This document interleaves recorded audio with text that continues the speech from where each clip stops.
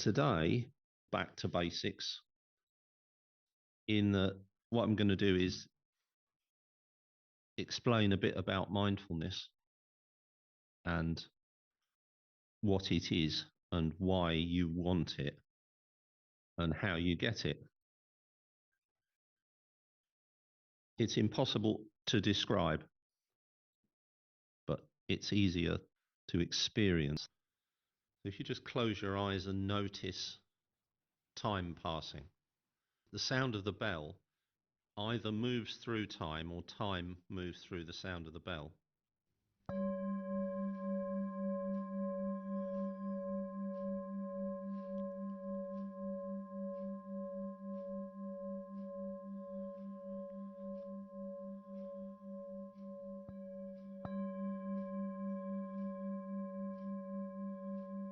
You have to stay with it.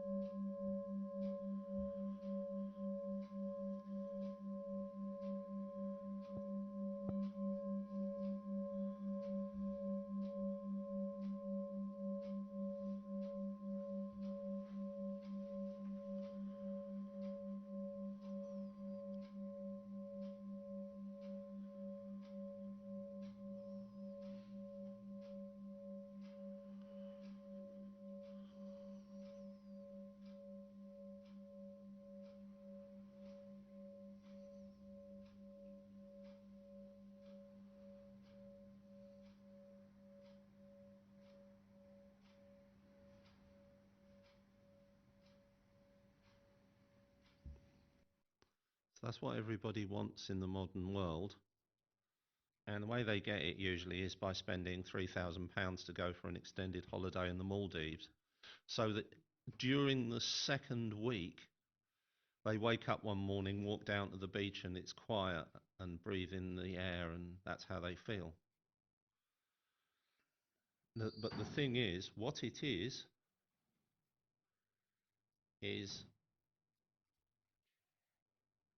a state of being, so that's your mind and your body, that our ancestors and hunter-gatherers, but primitive people who aren't bothered by the modern economy somehow, either directly or being pressurized by the modern economy, those people, that's how they spend a lot of their time. It's how animals spend a lot of their time as well. Yeah, so if you watch your cat walking across the lawn, it's in the present moment. It's not thinking about anything. It's just completely plugged into its environment. What we have to do is to hack our environment to enable us to experience it. That's what the trip to the Maldives is, and that's what the bell is as well. It's a switch that switches us into this experience. And the experience is the experience of awareness. And it has two characteristics. One is the awareness of time passing, and the other is a sense of connection to your body and the present moment. So let's say you're meditating and you're present and you're focused on the breath, for example. Your awareness is got an inner focus. If you're walking along the road and you're present, or driving and you're present, your focus is extended. So you're aware of the vehicles and people around you and the pavement and wherever you happen to be. And you can extend that awareness a lot further, and we do that quite a bit with open awareness training. So it's the same experience of mindfulness, the undistracted experience of the present moment. That's what mindfulness is. There's a lot of definitions. They're just bunk. That's all it is, simple. What we're doing when we do mindfulness meditation is we're training ourselves to be able to experience that. And the reason we have to train ourselves is because we've had decades during which we've been trained to be in the always on, past, present, and future continuum world.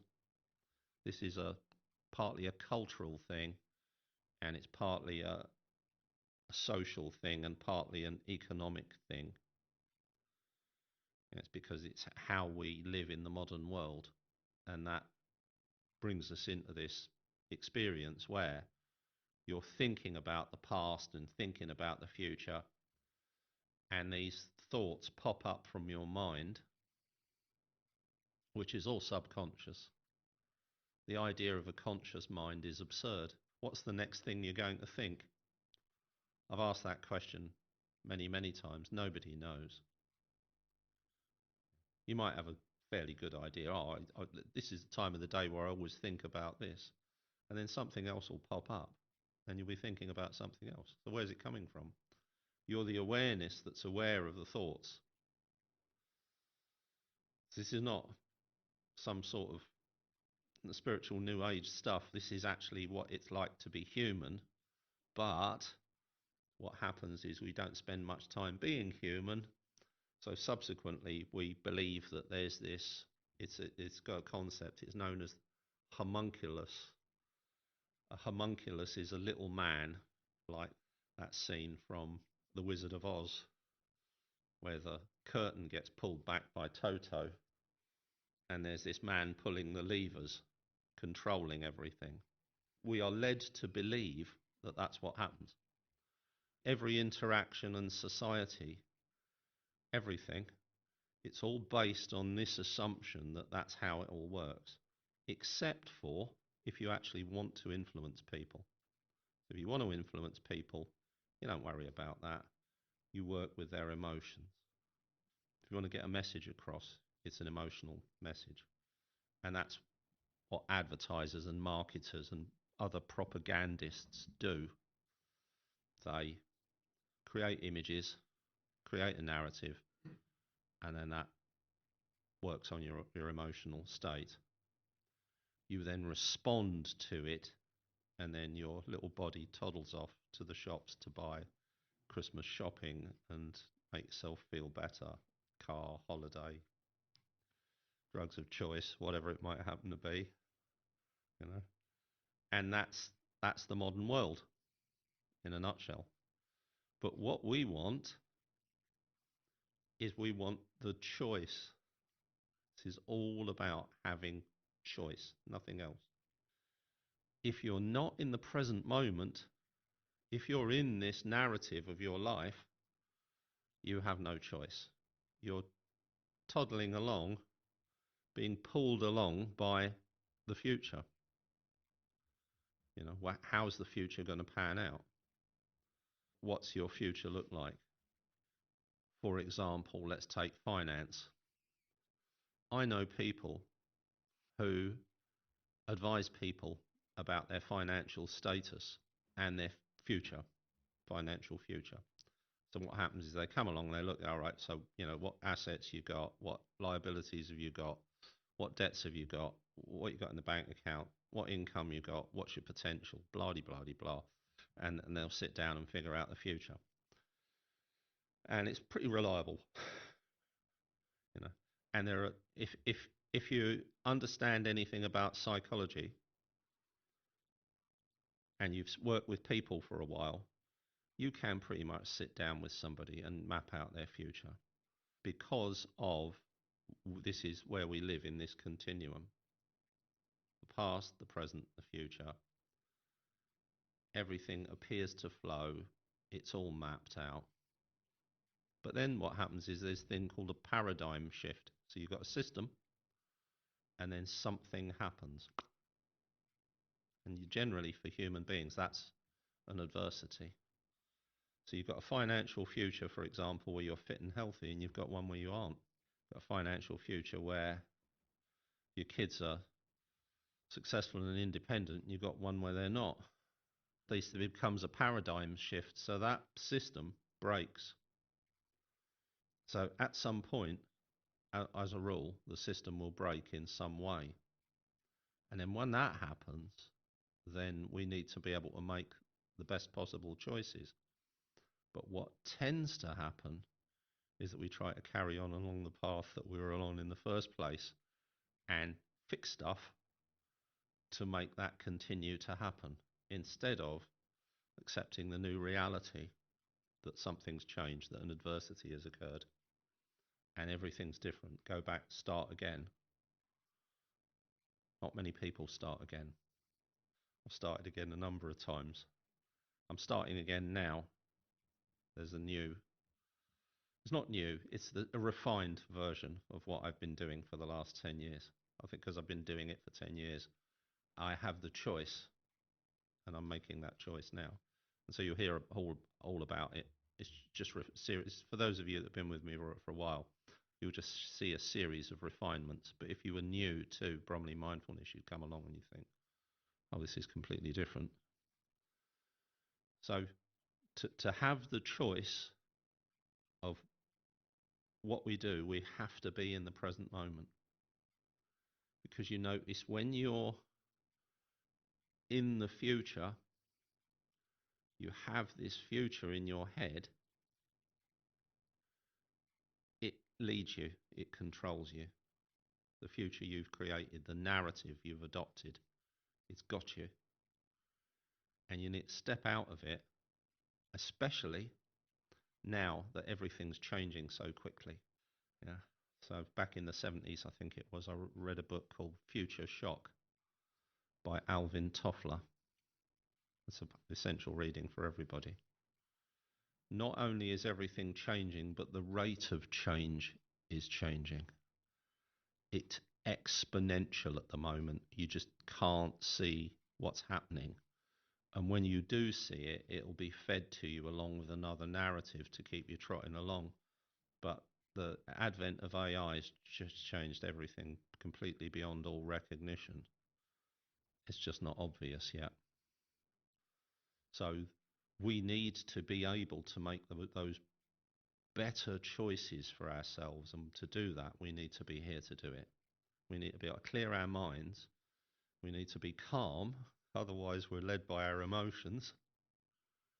And then we'll make the best possible choices for ourselves. Okay. All that just from the sound of the bell. So here's the bell again.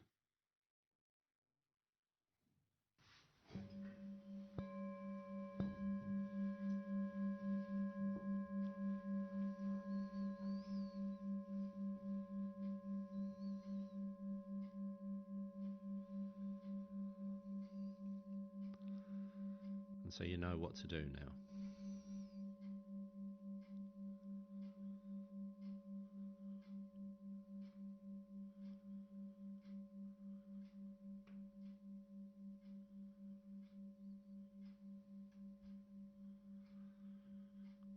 Noticing time passing.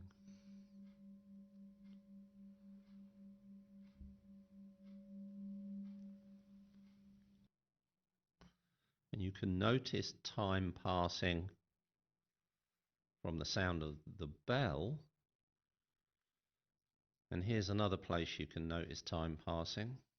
It needs to be continuous to notice time passing. The other place is the movement of the belly.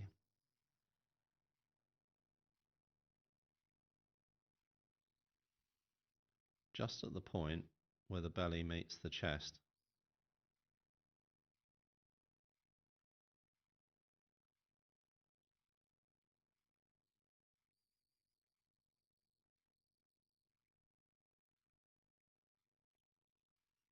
So the most powerful thing that we can do as human beings is to focus on that movement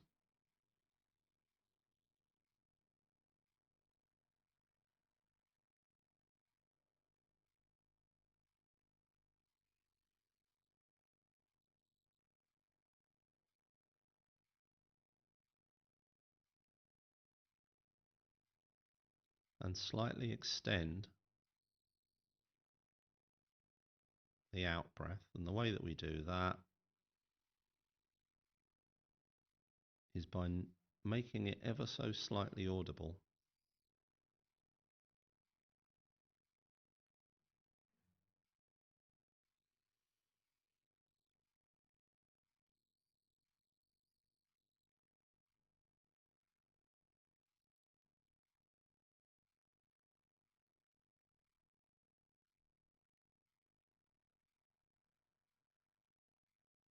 Only the out breath.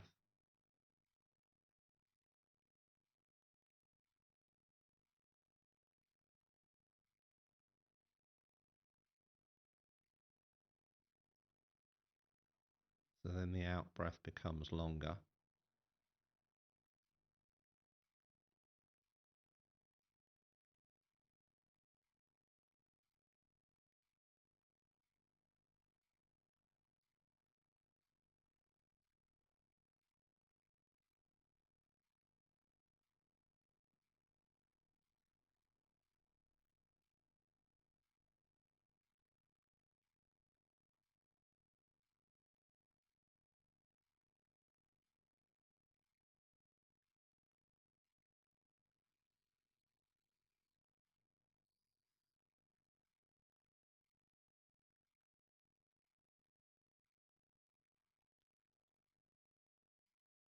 And if you imagine there's a connection of some sort between the movement of the belly and the shoulders.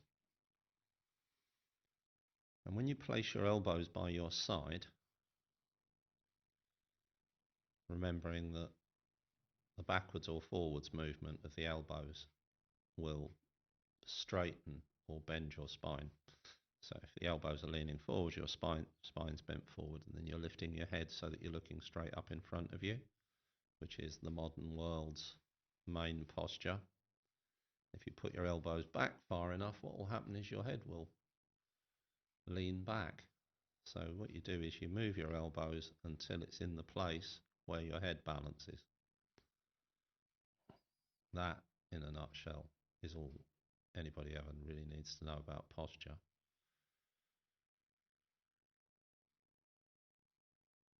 And so then we're aware of our shoulders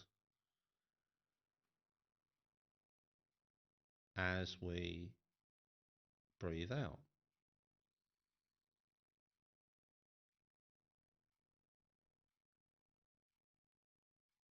So it's an extended out breath, and the shoulders are dropping as we breathe out.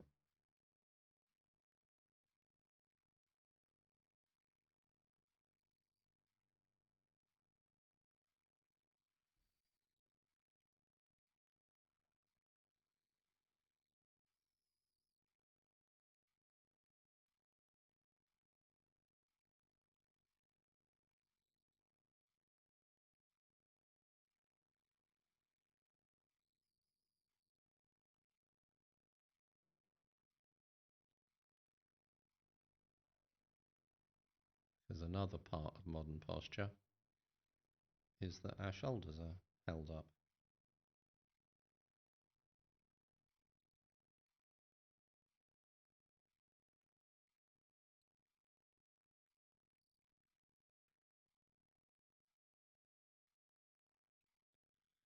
It's almost as if they're on a string connected to the breath.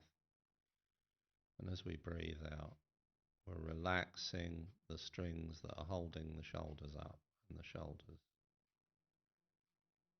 drift down and relax.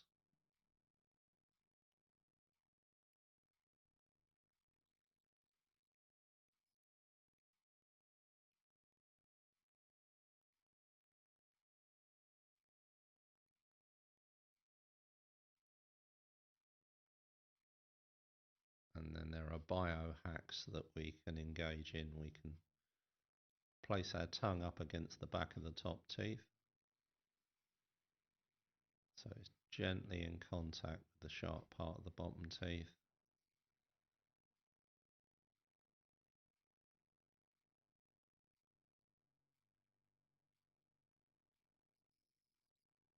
which will cause us to breathe in and out through the nostrils and breathe more deeply.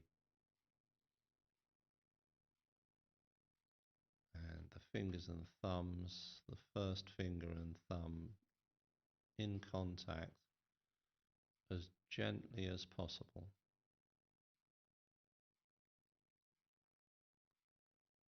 So this is the lightest possible touch.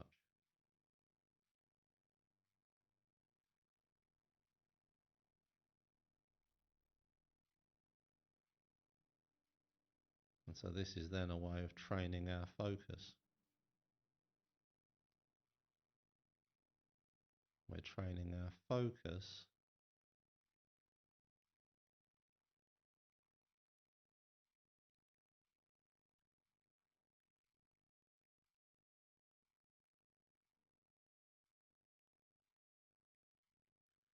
for the lightest possible touch. A touch so light that it's almost as though there's no touch at all.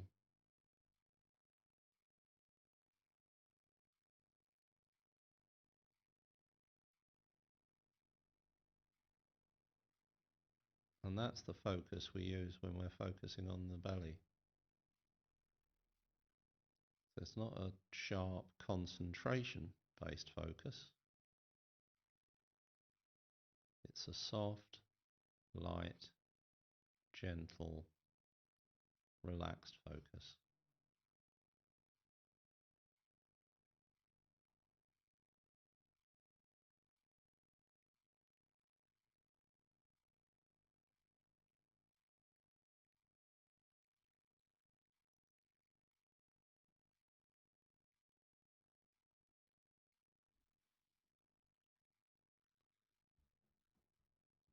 So meditation is about focus, and it's a focus on a phenomenon. Phenomena is something that we can focus on. Anything that we can be aware of. There's a siren. We can focus our attention on that. We can focus attention on our comfort or discomfort at being seated or lying or standing or wherever we happen to be. We can focus our attention on the finger and thumb in contact. We can focus our attention on the breath, what we can smell, what we can taste.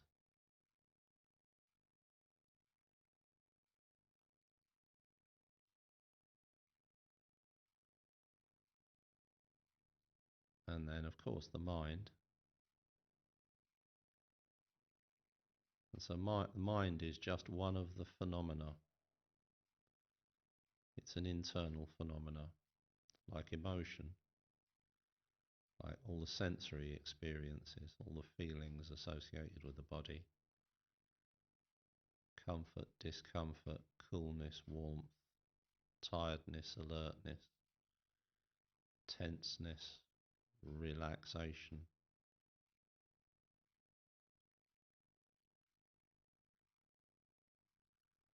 How our body's balanced,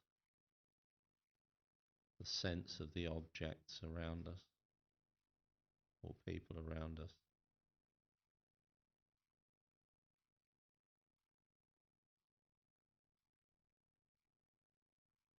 All of these are phenomena.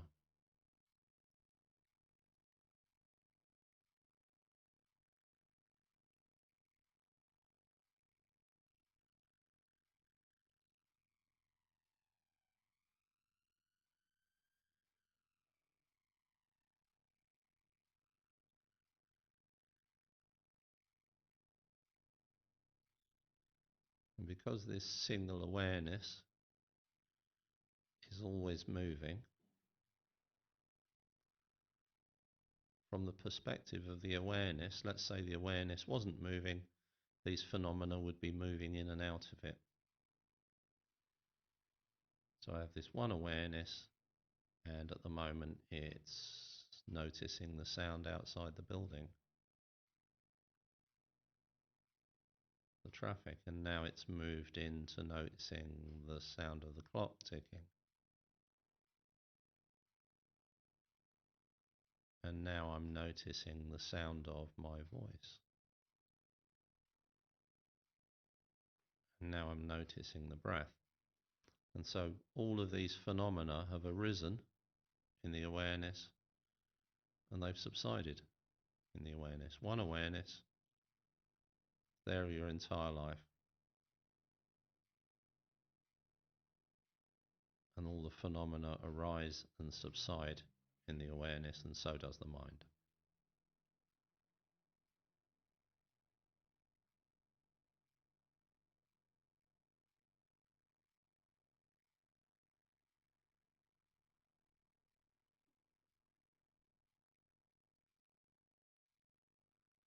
So here's a practice known as just sitting,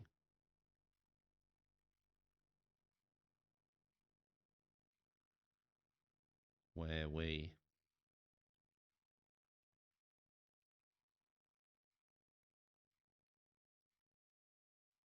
stay connected to the breath, but only for the purposes of the awareness of time passing.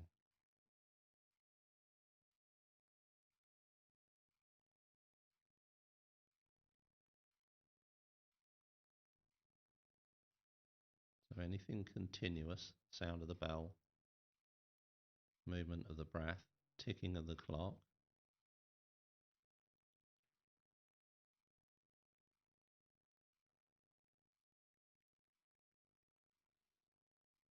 enables us to be aware of time passing.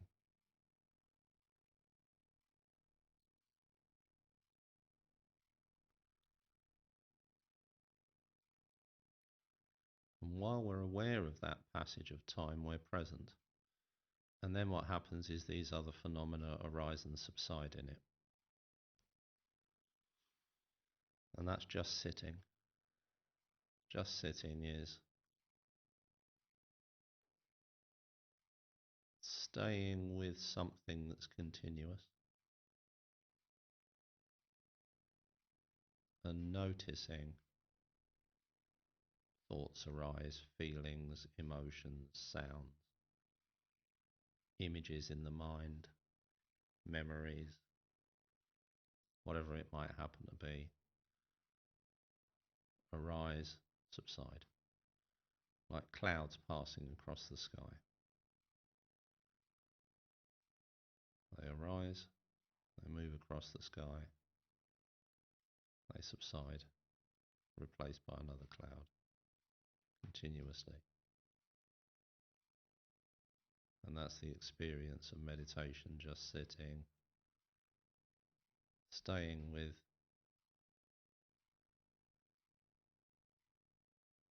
that continuous experience and all these phenomena arising and subsiding. We'll practice that for the next few minutes.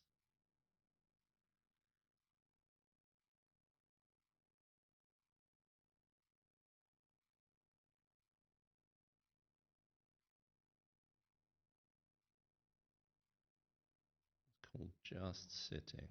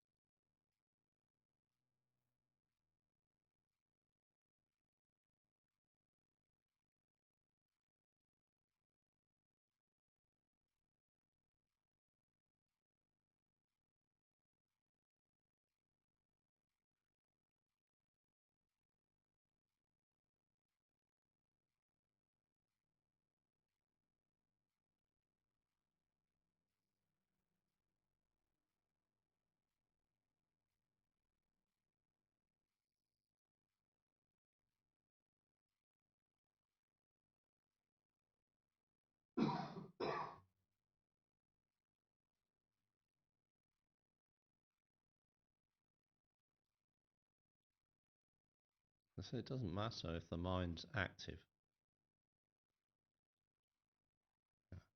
Just maintain the awareness of the breath, and you're noticing the mind arising and subsiding.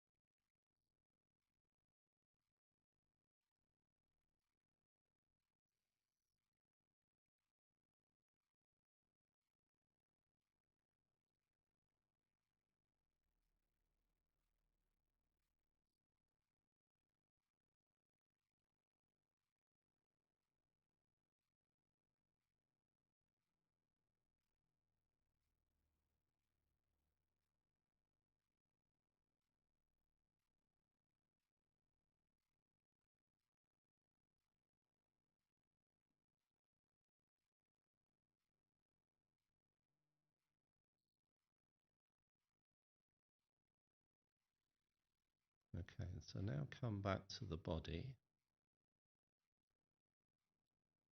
and notice how you feel.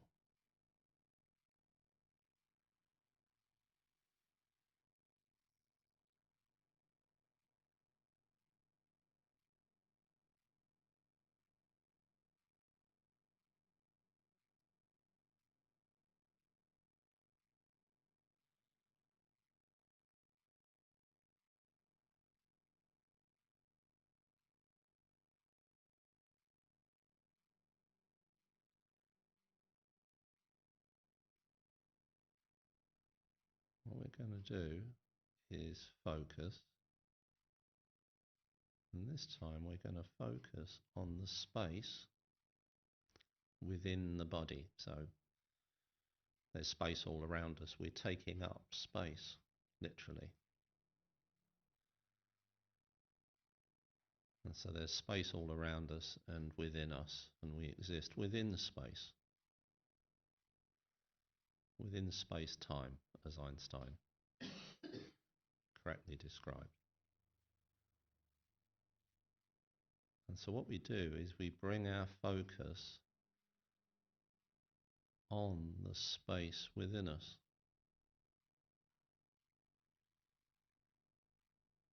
Now, for most of us, we bring that focus into the chest or into the belly or abdomen or head. But you can do anything that you want.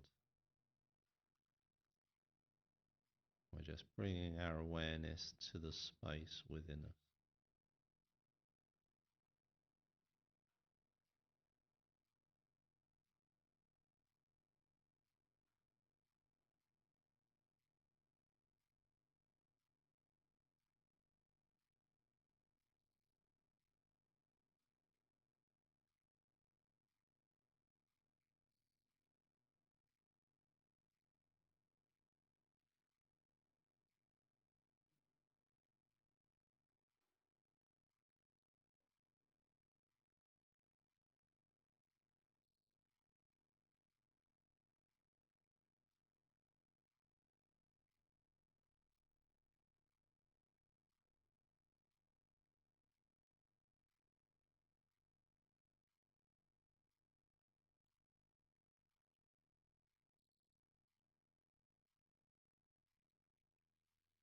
If the mind wanders, we just gently readjust our focus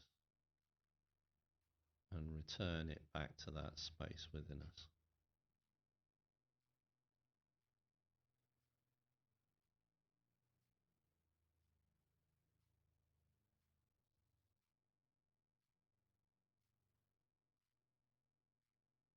And now the other thing is that our awareness has a sense of location. It is aware from somewhere. And usually that awareness is out of the body, interestingly. So this is the awareness that is aware of the space. And we want to move that awareness into the body. And the best way to describe it is it's a little bit like settling down into a comfortable sofa or armchair. You're allowing yourself to settle into your body and move your awareness to a place within the body.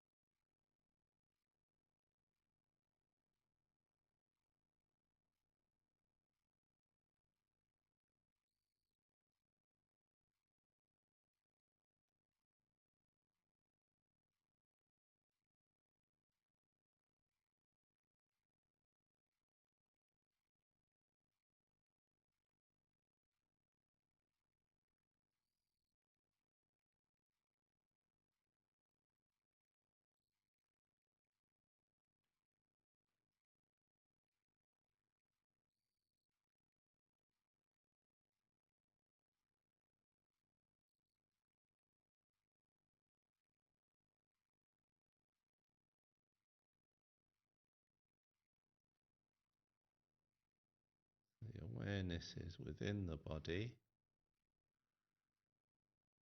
And what we're going to now be aware of is the space around the body. This is the space that's very close to the body. It's one or two hands widths away from the body, above you, above your head, in front of it, behind it, to each side, around your neck and shoulders and chest and back and arms and hands and abdomen and belly and buttocks and hips and thighs and calves and feet. That cocoon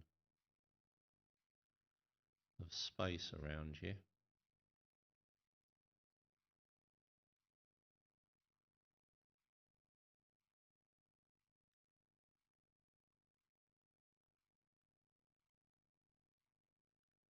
We allow ourselves to become aware of that space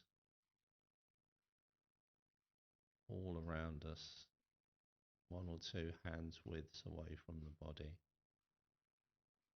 And we're doing it from the soft and warm and cozy location of actually observing it from inside our body.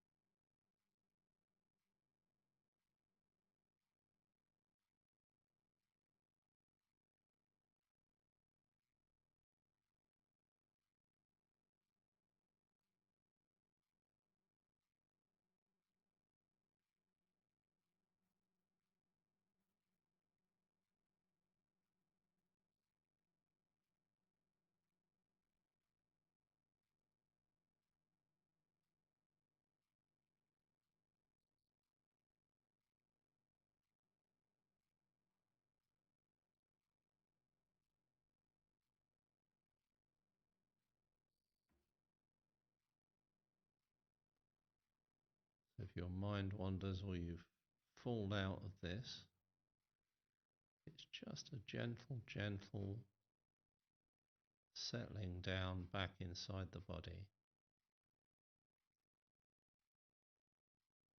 and a soft and gentle awareness of the space around you.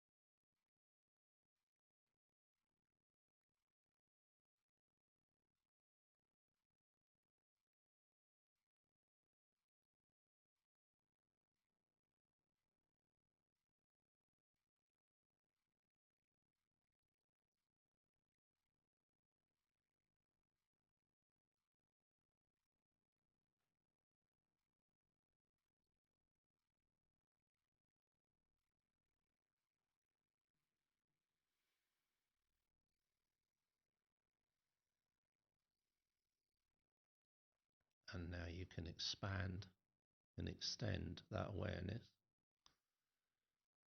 to the space that's a little bit further around us, an arm's length in every direction. So that's the space above your head, to either side of it, behind and in front, and an arm's length away from your body, from your arms, your chest, belly, hips and thighs and legs and feet.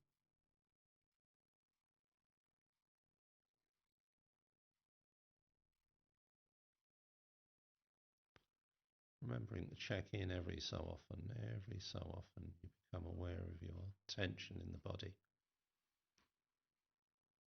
and allow it to drift away with an out breath.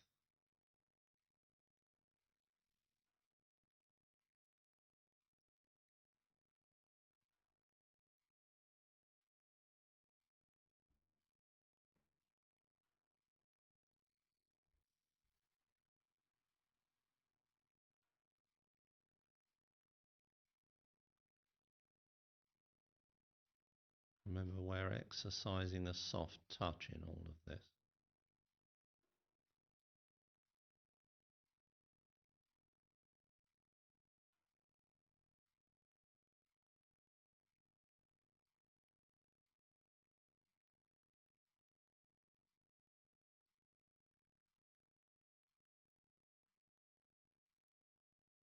So it's just a soft, gentle awareness of the space around you.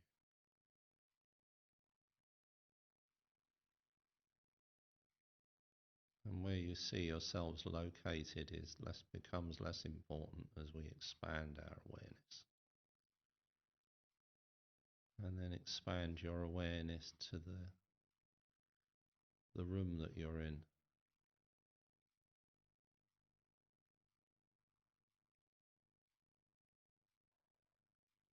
With the eyes closed, the mental picture of the room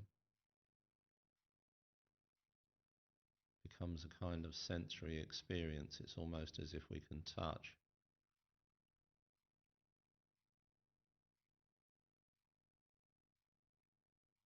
the walls and ceiling and all of the things and people that are in it.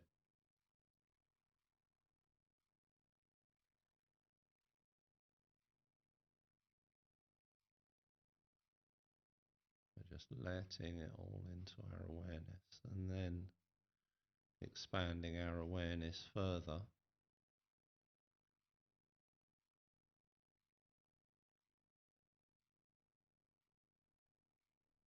to include the building and the area just around it, the streets around the building.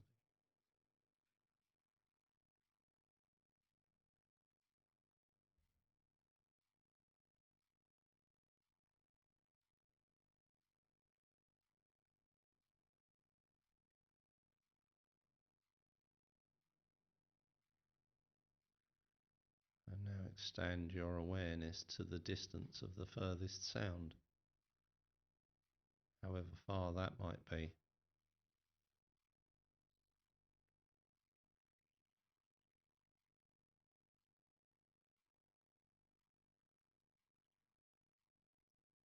You might be able to hear traffic, dogs barking, airplanes, people's voices, however far your hearing extends from wherever you are.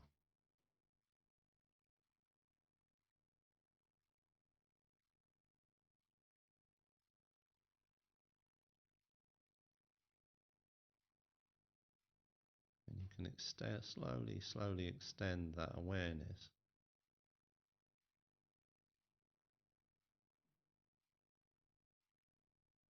to whichever town or city that you're in or area that you're in,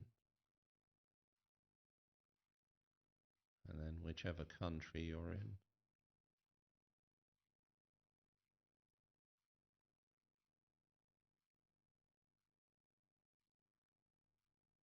And then the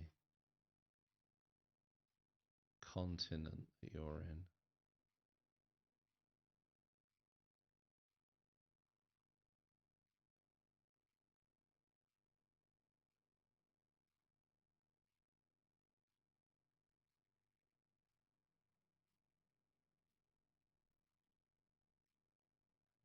Again, extend your awareness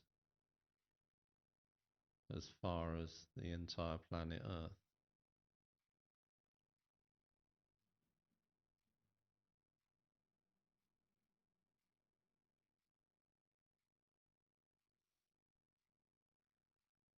So you're opening yourself to whatever information there is that comes to your senses. It could be sound, or it could just be a sense of connection, sense of awareness.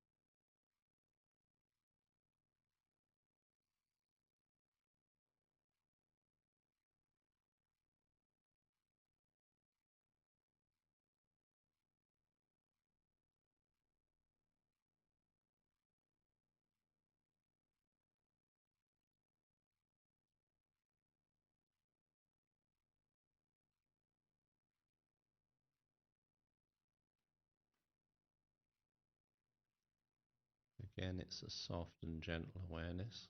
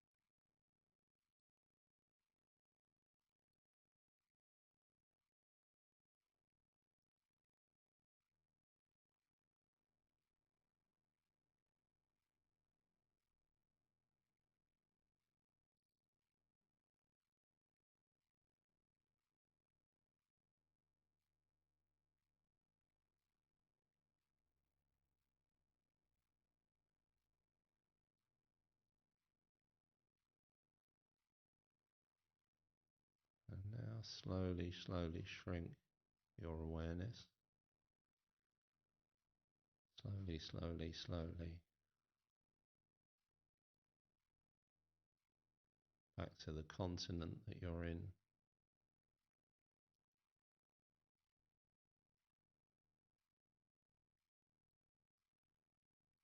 The country you're in.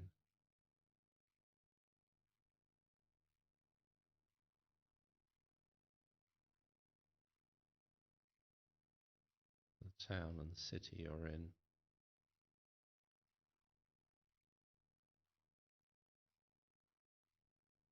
The building.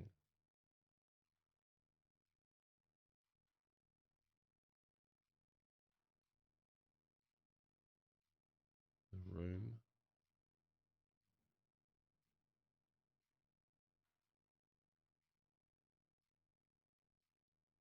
And the space around you.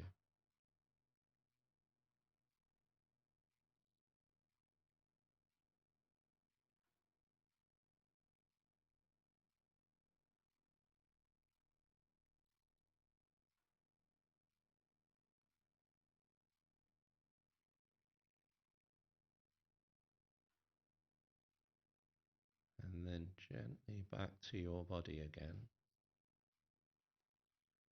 Just noticing the sensation of sitting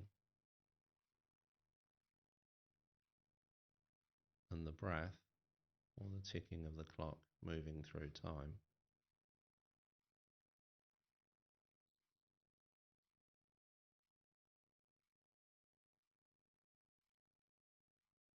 And the phenomena arising and subsiding. And notice the quality of the experience of sitting now.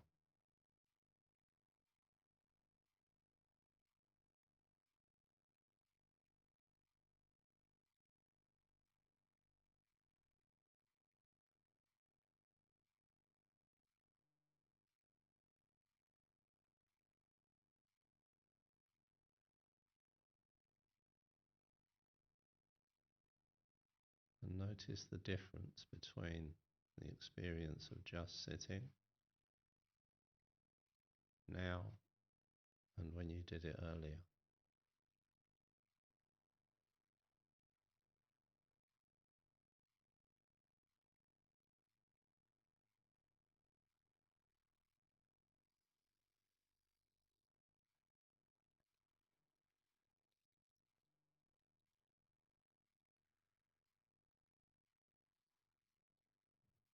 And noticing the rising and falling of the breath,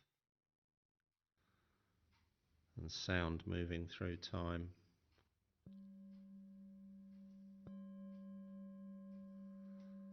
And the sound of the bell moving through time.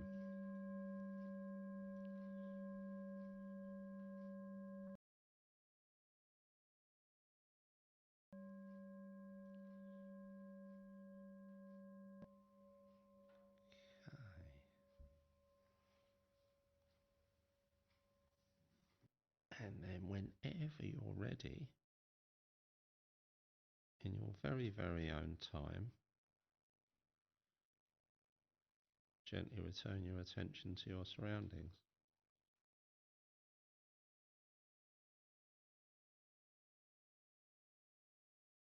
Okay, so there's two parts to meditation. The first is mindfulness, bringing your attention to now. And the second is, what do you then do with your awareness when it's in now? Yeah, what do you become aware of? Yeah, that's the huge exploration of life that didn't exist because you were in your head. You weren't able to explore life. So this is different. It's a paradigm shift.